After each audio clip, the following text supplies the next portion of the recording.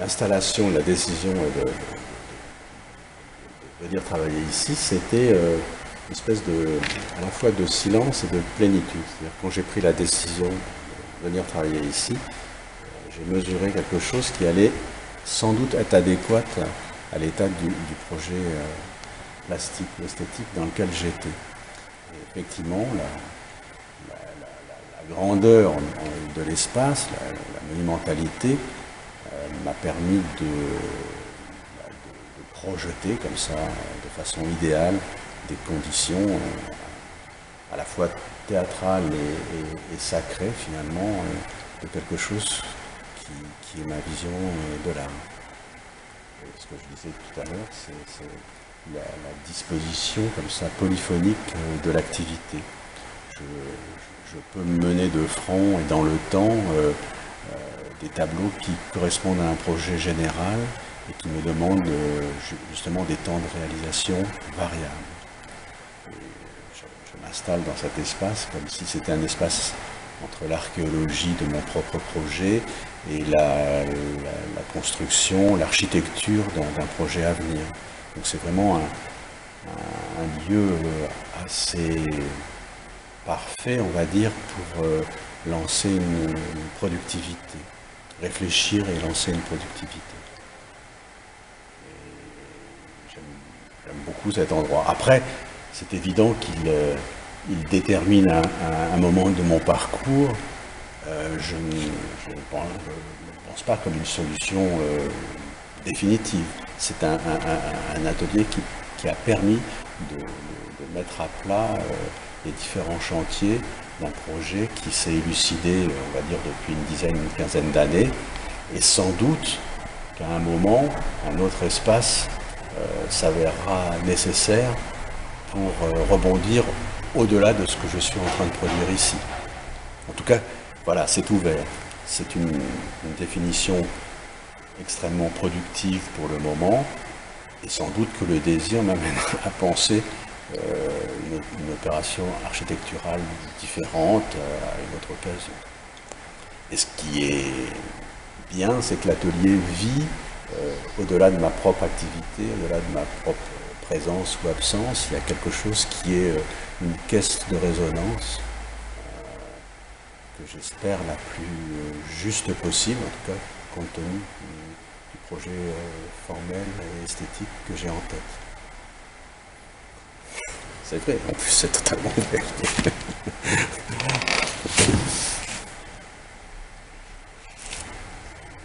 Après, je ne suis pas rentré dans les détails du projet, mais il n'y a peut-être pas besoin. On l'entend en tout cas, on l'entend. On le voit? Oui.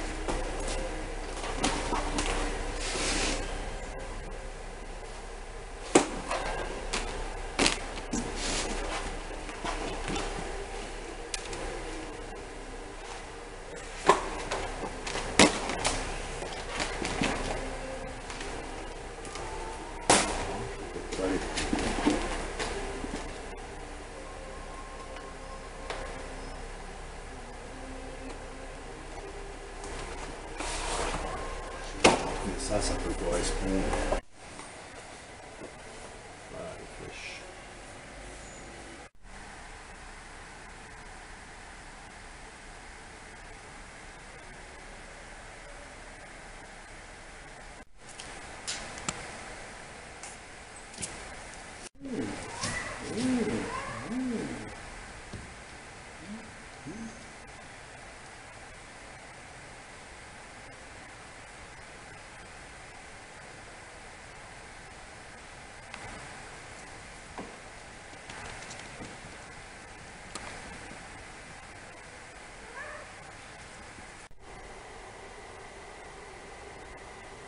C'est ce que je disais tout à l'heure. Là, c'est pas tout à fait structuré. Faut-il que ça le soit? Je ne sais pas. Mais l'atelier se redécoupe comme un immense théâtre où un certain nombre de chantiers peuvent être en activité. Et si je passe de l'un à l'autre, il n'y a aucun problème. Le fait que je sois en train de travailler sur plusieurs idées dans des périodes longues me permet, dans l'immensité de l'atelier, de laisser comme ça les choses se constituer, que le temps me permette d'avancer simultanément un front. C'est un peu les chantiers en question qui sont appropriés à certains ensembles. La totalité est entre un espace théâtral et un espace un peu plus ritualisé. Donc, j'ai un rapport à la fois conceptuel et de confiance à une activité, mais une activité plurielle. Donc certains tableaux mettent beaucoup de temps à se réaliser, d'autres un peu moins, d'autres s'attardent, d'autres sont réactivés. Une espèce de dynamique plurielle. J'ai toujours défendu cette idée d'un front actif, mais un front où une polyphonie est en marge. Soit c'est quelque chose qui a une très grande qualité. Alors des amis me contredisent là-dessus, mais moi je pars de l'idée que s'il y a un sens à tout ça, le temps et l'histoire enregistrera le sens. Si jamais il n'y a pas de sens à tout ça, si les tableaux se dégradent, si quelque chose disparaît, tant pis. Et par exemple, moi je jette pratiquement rien. Je me dis que le temps, l'usure, la pérennité ou la fragilité d'un projet fera le tri, et c'est pas à moi de le faire. Donc effectivement, un atelier est toujours un peu chargé, mais je trouve que c'est plutôt bien de déléguer à l'avenir la résolution d'un projet. Alors il y a des artistes qui sont beaucoup plus économes, parcimonieux, qui sont très très sélectifs, qui conservent ou éliminent beaucoup de choses. Moi c'est pas le cas. En général, je détruis très peu. Je pousse à l'extrême quelque chose qui peut par exemple poser un gros problème, qui me gêne, donc je le pousse à l'extrême. Et souvent, en poussant de façon catastrophique un ratage, par exemple, ou quelque chose qui m'apparaîtrait comme un ratage, j'ouvre une porte sur un autre ensemble, un ensemble qui va peut-être être extrêmement positif alors qu'il est passé par une phase critique et peut-être quelqu'un d'autre aurait dit non, non, dans ce cas-là je détruis, je me débarrasse de quelque chose qui est raté. Moi j'essaye de combattre ce ratage et je ne dis pas que systématiquement je trouve une solution, mais souvent il y a quelque chose qui apparaît. Donc, effectivement il y a une surcharge dans cet atelier et qui correspond bien à mon approche du travail. J'ai toujours été comme ça très ébouriffé dans le travail. Il y a une surcharge qui ne conviendrait pas à d'autres projets artistiques et il y a des artistes qui ont besoin d'un vide, de constituer en tout cas une œuvre dans un silence et un vide. Moi c'est vraiment l'inverse.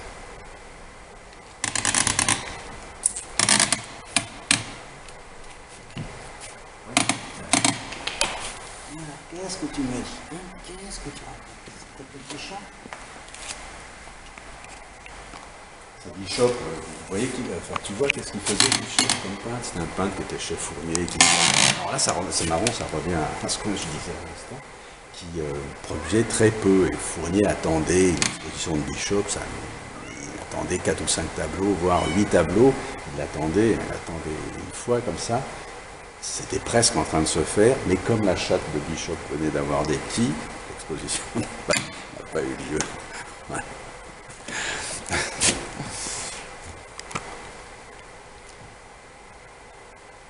Alors effectivement, le côté théâtral, moi qui ne suis pas un homme très théâtral, le dispositif de l'espace, le dispositif technique à avoir avec quelque chose qui serait un immense théâtre d'activité, où se résout, ou tente de se résoudre des problèmes vraiment d'ordre artistique, ça me plaît beaucoup que l'atelier, comme ça, crée ou suggère une dimension de théâtre, avec les passerelles, les suspensions, les poulies, des choses comme ça.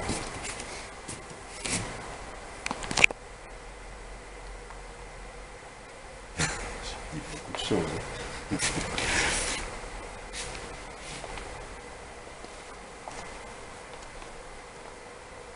Dans les conditions aussi particulières de l'espace, l'atelier est relativement chaud l'été, ce qui n'embête pas du tout. Même parfois très chaud et très froid l'hiver. C'est des conditions qui, jusqu'à présent, malgré beaucoup, me plaisent beaucoup, comme présence physique comme ça, du réel.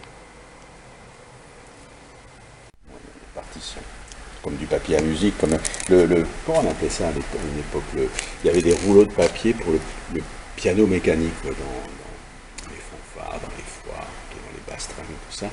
Et en fait, ça pourrait être analogiquement les rouleaux des pianos mécaniques. C'est des portraits.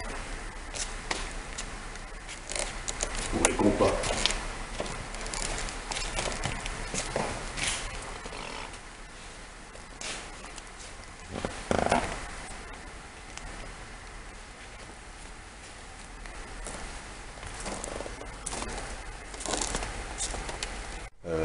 Je suis en permanence avec des carnets où je note les idées, je note les formes qui me semblent liées à la démonstration d'une idée, et puis les fameuses techniques dont je parlais, les instrumentaux, l'outillage. Alors j'ai des carnets et souvent, aussi bien je dois inventer, d'égaler un outil qui serait adapté à la forme, autant je suis obligé d'inventer des mots pour mémoriser à la fois la forme, l'idée. C'est-à-dire que je crée un vocabulaire qui n'est pas complexe, qui n'est pas exotérique, qui n'est pas codé, mais qui est quand même l'invention d'un vocabulaire pour moi me repérer dans ces carnets qui sont vraiment touffus, qui me suivent comme ça de jour en jour, d'année en année. Alors parfois il y a comme ça des mots qui sont certainement énigmatiques pour quelqu'un d'extérieur, mais qui appartiennent à une espèce de formulation liée à la projection des idées dans les carnets. Mais c'est pas ésotérique du tout, hein, c'est plutôt même humoristique, enfin, léger, humoristique, joueur en fait. Là, il y a une grande incidence entre quelque chose qui serait une rigueur d'un projet conceptuel et en même temps des moyens liés au bricolage, à l'enfance, au jeu. Et ça, j'aime bien la tension entre quelque chose qui aurait une véritable rigueur existentielle et en même temps la légèreté du jeu d'enfant.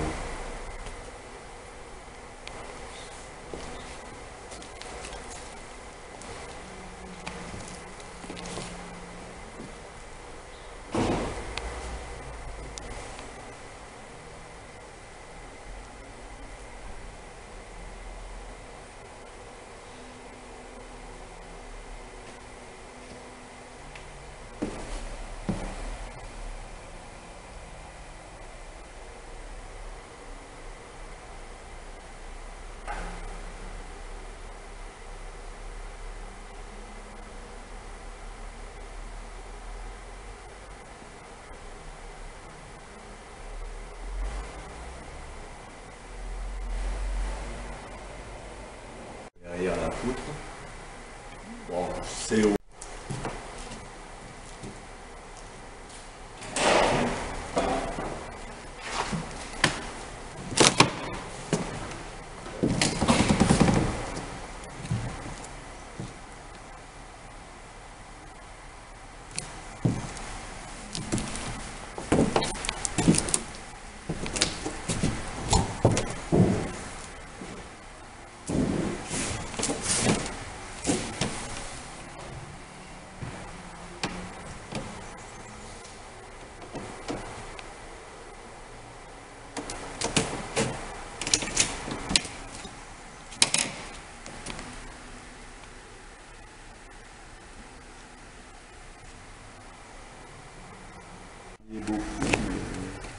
Cette année, j'ai fait finalement, enfin deux, ça fait que 6 mois, mais j'ai fait beaucoup de petites pièces, beaucoup de collages, beaucoup de montage sur papier. Et les grands tableaux, ça sera sans doute pour la deuxième partie de l'année.